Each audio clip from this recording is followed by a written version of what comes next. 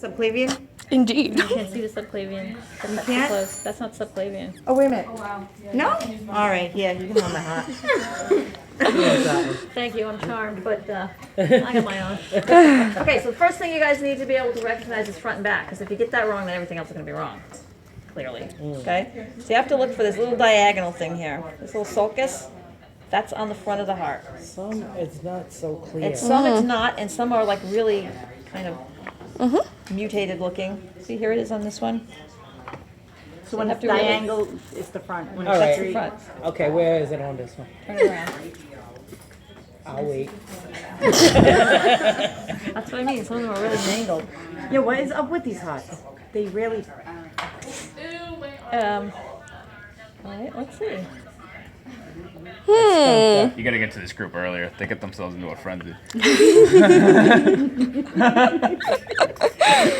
it or not, this is the front of this heart. And And that's this is the yeah. diagonal. So it's straight. It's been kind of Fatty. it's like somebody stepped No, on this it. one's fatty. I got a fat one. Okay, so now that we got that, right? The point of the apex of the heart, that's the bottom of the left ventricle. So everything below that sulcus, that's left ventricle. This up here, this is right ventricle. Okay, the ventricles are the lower chambers. Okay, and if we look on top, the little ear flaps over here and over here, these are the auricles or the atria, the left and the right upper chambers. Okay, What are they? atria. Atria. Okay. Okay, Atria. or auricles. Okay. Either one. It's fine. Okay. She's like, no. Okay. Looking at some vessels here. Bear next. Yeah, this one's another good one for vessels. Oh, this one's better. Okay, so again, here's the diagonal. So this is the front. This vessel here that lies sort of horizontally across the top of the heart, and the one that's most anterior, this is the pulmonary artery. Do you want me to go over blood flow through the heart? You haven't done that yet, right? No. Okay. We have two separate circuits of circulation. We have a pulmonary circuit, which goes from the heart to the lungs back to the heart. And we have a systemic circuit, which goes from the heart around the body back to the heart. And they are totally separate. Okay? So let's say, your heart pumps blood, it goes out to the tissues and your cells suck in all the oxygen and nutrients, they dump out all the CO2 and waste.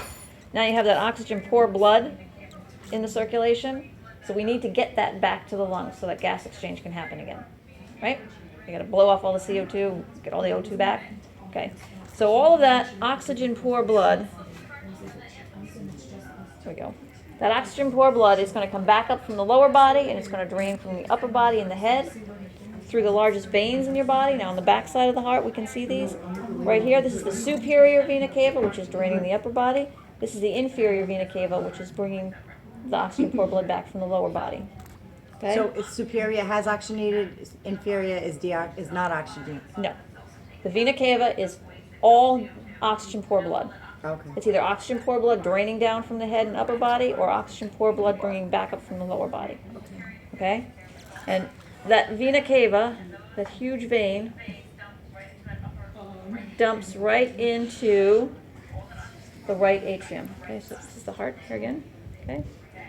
Those veins come in on the back side of the heart and it goes right, oops, no, that one's a hole on that one. But it goes right into that right atrium, that right upper chamber. The superior. The superior and the inferior Both of them. both drain into the right atrium. Okay? The right atrium gets all the oxygen poor blood coming back. Okay? That right atrium contracts and sends it to the right ventricle. The right ventricle contracts and sends it out through the pulmonary artery. Arteries carry blood away from the heart, right? So all that oxygen poor blood's going out through this pulmonary artery. The pulmonary artery is going to branch left and branch right, go back to the lungs. So gas exchange happens in the lungs. The CO2 comes out, the O2 goes in. Now I've got all this oxygen-rich blood that I got to get back to the heart so I can pump it around the body. So all that oxygen-rich blood then is going to come back to the heart on the backside here again through four major pulmonary veins.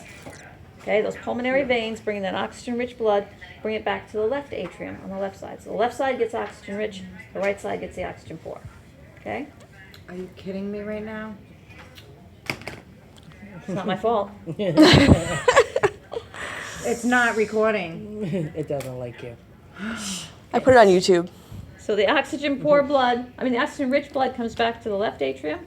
The left atrium contracts, sends it to the left ventricle. Left ventricle contracts with a lot of force. It's going to send it out through this tube right on the top of the heart, the largest artery in the body, that's the aorta. And then the aorta is going to come up. It has this first little branch off the aorta right here. That's the brachiocephalic artery. And that branches left and branches right for the arms. Then the rest of the aorta is going to come up. We've got some other branches coming off of it to go up to the head. It makes a big U-turn and goes down behind the heart, and it follows the spine all the way down, and it branches off along the way to supply oxygen-rich blood to all the organ systems. Okay? All that oxygen-rich blood goes out to the tissues, to the cells. But the cells suck up all the oxygen, dump all the CO2. Now it's oxygen-poor blood. Comes back through the vena cava, back to the right side, to the right atrium, to the right ventricle, pulmonary artery to the lungs, pulmonary veins back to the left atrium, the left ventricle, aorta, body. Okay? Sure. I don't have a little baby heart. If I had a little baby sheep heart, I could show you the ligamentum arteriosum. When you're in utero, you don't use your lungs, right? You've got oxygen-rich blood coming in from mama. She does all the work.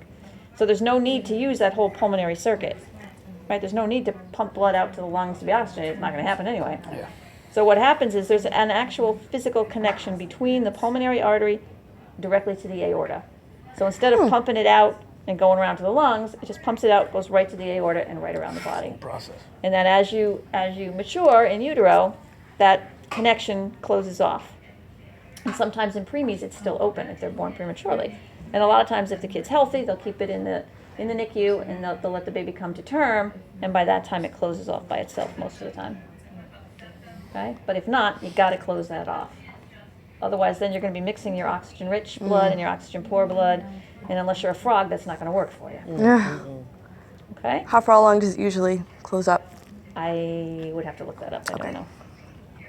Okay, so those are the external features of the heart. So now we got to open her up here and look at the internal features. Actually, this side's not bad. Okay, so again, the apex is the bottom of the left ventricle. So this is all left lower chamber. This is right lower chamber.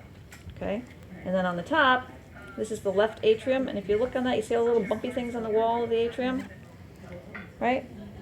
That's muscle. That's called pectinate muscle. Because the upper chambers have to contract too to send blood to the lower chamber, so they have to have some muscle. That's pectinate muscle there on the walls of the atrium. Okay? Now there are valves that regulate flow from the upper chambers to the lower chambers. Okay? Those are cuspid valves. Bicuspid? Cuspid valves. Oh. Okay? On the right side, it's a tricuspid valve or a three-part valve. A cusp is just a flap of tissue, which is what this is right here. This flap of tissue right there, that's a cusp. So it's a three-part valve on the right side. And you'll notice that those cusps, those little flaps of tissue, are anchored by these little strings. Right?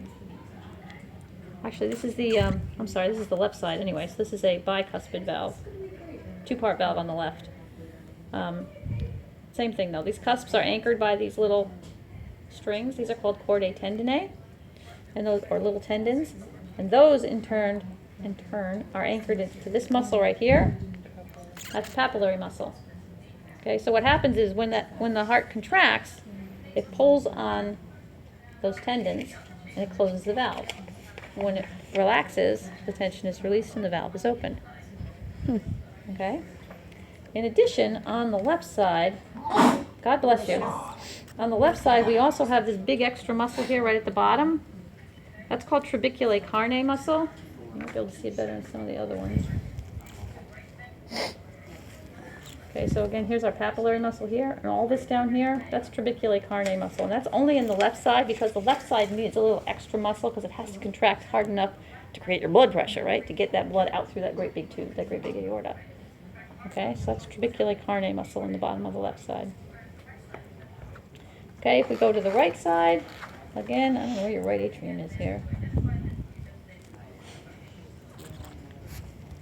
It's not really open for you to see much left of it. Anyway, here we are, a little bit. Again, if you look on that in the right atrium, again, you can see the pectinate muscle on the wall. Bumpies on the wall there.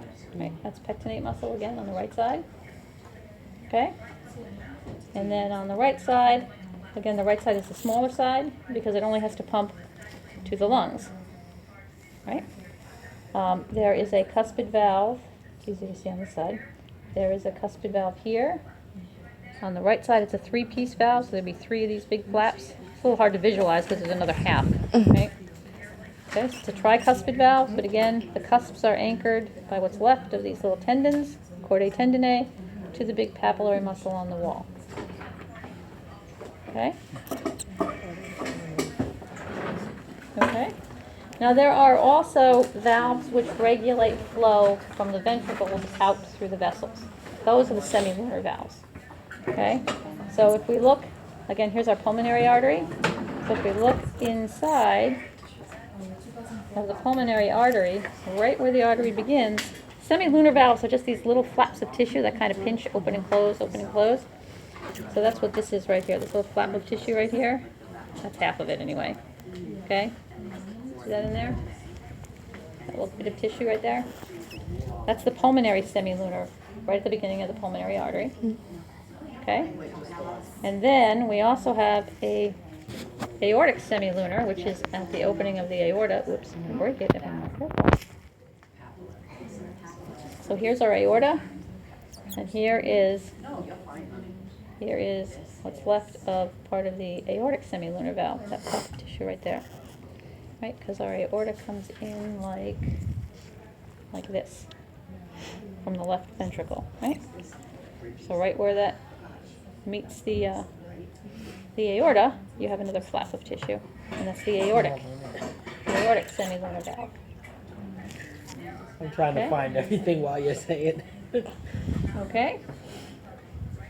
They also talk about the coronary sinus, which you can't see in these anyway. The coronary sinus is a hole in the wall of the right atrium, and all that is that's where the blood vessels that actually feed the heart muscle tissue itself, that's where all the oxygen poor blood from those vessels come back into the atrium. That's what the coronary sinus is. Okay, but it tells you to look for the septums and look for the different layers of the coronary muscle. I mean, it all looks the same to me. I don't know about you. If it does to you, it does to me. So if they put a pin here and they're actually looking for septum or something, just say myocardium, because that's all you can really see here. It's all myocardium. You can't see the different layers of the cardiac tissue on this Cool. thing. Yep, and I hope you don't do it wrong. Okay. Give me wrong point when I do that. Okay. I wouldn't. Oh, Bruna. What else? It'll be a video if she didn't say it. I think we're good.